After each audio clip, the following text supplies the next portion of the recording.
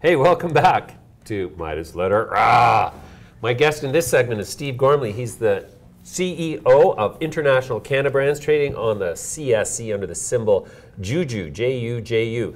Full disclosure, I am ultra pregnant this deal. That's all I have to say. No further disclosures forthcoming. Steve, welcome back. I guess that makes me the baby daddy. Something like that. Yeah. So, a couple of great announcements this week. The Vida Verde deal. Yes. Or that was last week, rather, and this week. I'm so excited about the Vida Verde deal. The principals in that deal, the management team, is just best of breed. I've known Bryce Berryassa, who's one of the founders, for 6 years now. I've audited his businesses. He has one of the best reputations in the industry, and he's a powerhouse in the Northern California market. He has an incredible operation out of Santa Cruz and a world-class staff.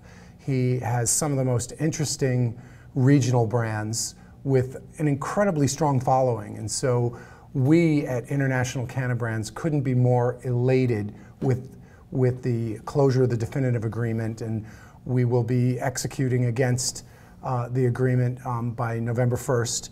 And we're just excited to be moving forward with Bryce and with the whole team at Vida Verde. Okay, awesome. Congratulations on that. Thank you. And then today's press release. Yes, I'm also happy to announce that in the 60 some odd days since I've come on board and have brought my team, we have really turned things around at JUJU Royal. And as you saw this morning, we announced a pretty robust distribution deal with Solstice to distribute JUJU Royal products in the Washington State market, which is a very important market from our perspective and really gives us a footprint on the West Coast. And as we look to partner in other states, this agreement, this partnership will serve as the template for what we hope will eventually be a franchisable model across the U.S.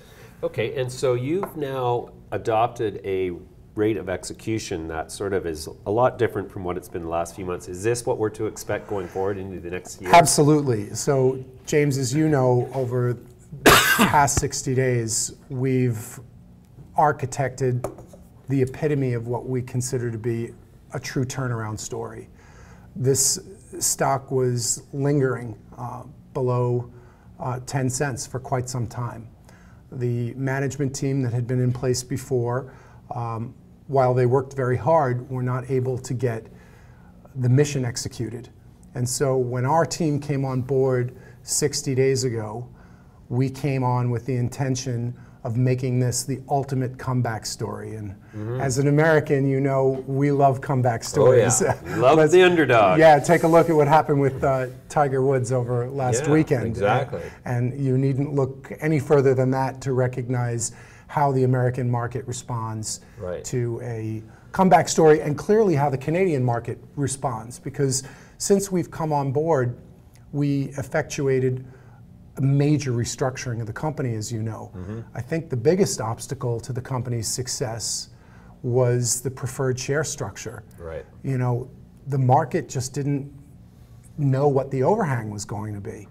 And so when we eliminated the preferred share structure and did a forced conversion and got the preferred shareholders to agree to a 9-to-1 rollback in the interest of the company, and we returned close to 90 million shares to Treasury, that fundamentally shifted the landscape for us. And that was the platform around which we were able to raise the capital required to continue to execute against the Vida Verde transaction, but also it was the precursor to the position we took in Riotous, the 25% position. So in the past 60 days, we've acquired 25% of Riotous. We've signed a definitive agreement to acquire 51% of Vida Verde. We restructured the company comprehensively, and we executed. We've executed against our mission, and now we're turning JUJU Royal around. And we're excited to see where sales goes and growth goes over the next quarter. We've repackaged a lot of the products. We were also very proud to announce in September that our products had won some awards. And so we're really bullish on the future, and as we look forward to acquiring more unique, solid brands in the space that are synergistic and accretive to our strategy, we're excited to grow a real business here that's predicated on EBITDA, predicated on earnings. Okay.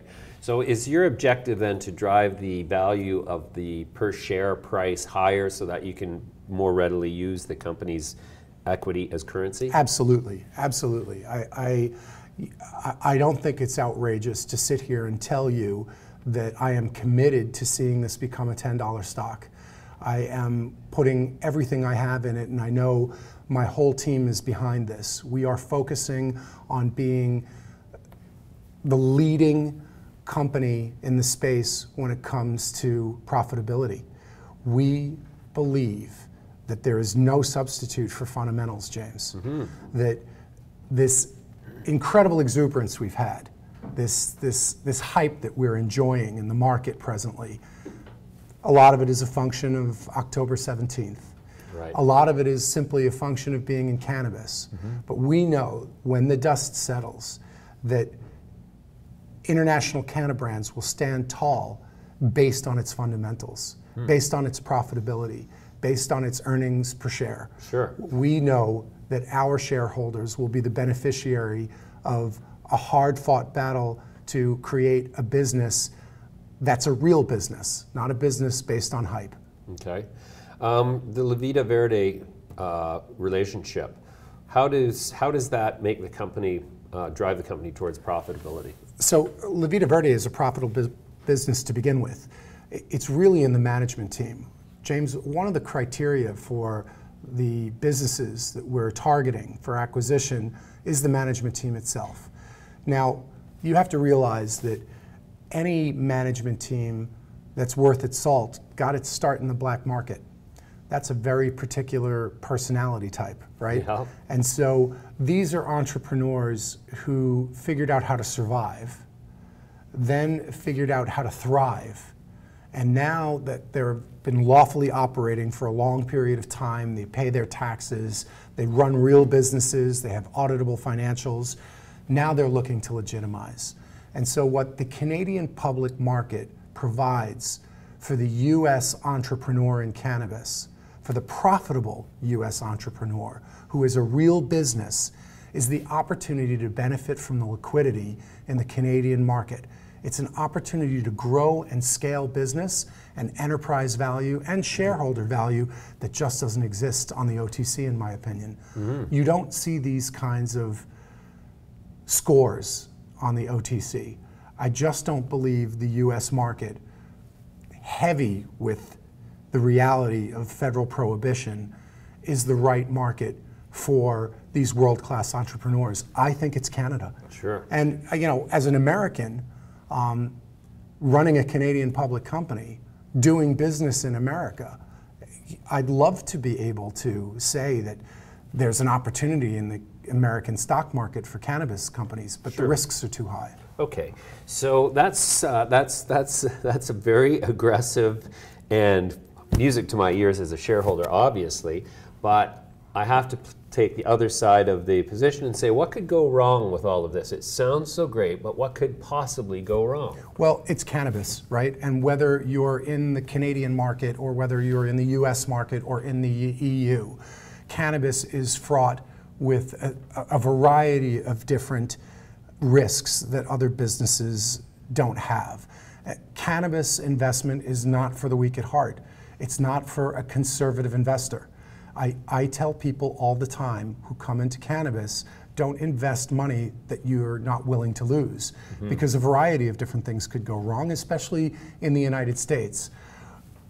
It's still federally prohibited. Yeah. It's still considered a Schedule I Class A narcotic in the US, which those of us who are advocates and who are in the business find ludicrous. But the reality is, as slim a chance as that is, it exists. Now, do we believe that with 30 US states on board with more than 2/3 of Americans living in a market with access to legal cannabis, will the US government go against something that's so popular on both sides of the aisle? I don't believe that that's the case.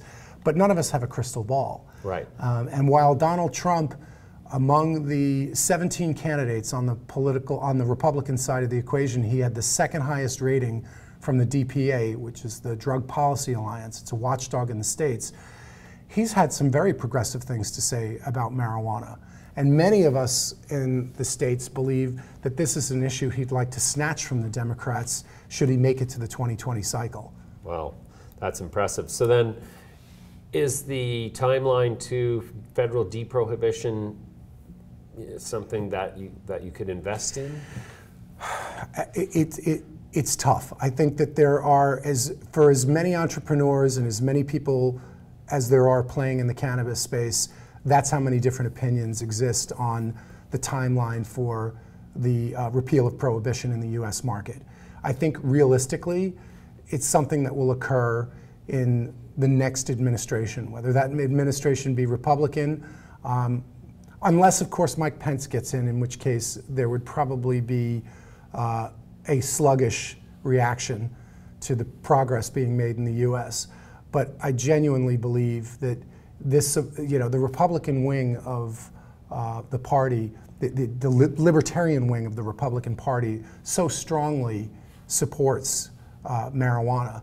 I mean, Rand Paul, a Republican, was the co-author of the banking bill that's on the floor of the House right now. That would allow federal banking. Yeah, I think if I had to guess, what I would say is that the likelihood will be that the drug is rescheduled first. They'll bring it down to Schedule 2, which would put it on par with oxycodone, for example, right? Highly regulated but still legal, but that would bring the banks and investment banks, and that would bring all the financial institutions off the sidelines. And that will be a seismic shift in the US market. You bet. When do you see that happening? I don't see it sooner than 4 years. Oh, wow. 2 to 4 years at the most. It depends. It's all a crapshoot. Of course, it could all be done with the stroke of a pen by the president, but I don't see that happening right now. Right. All right, Steve, we're going to have to leave it there. That was a great update. Appreciate you coming by again. Love we'll coming see you next around. time. Thanks, James. See you soon.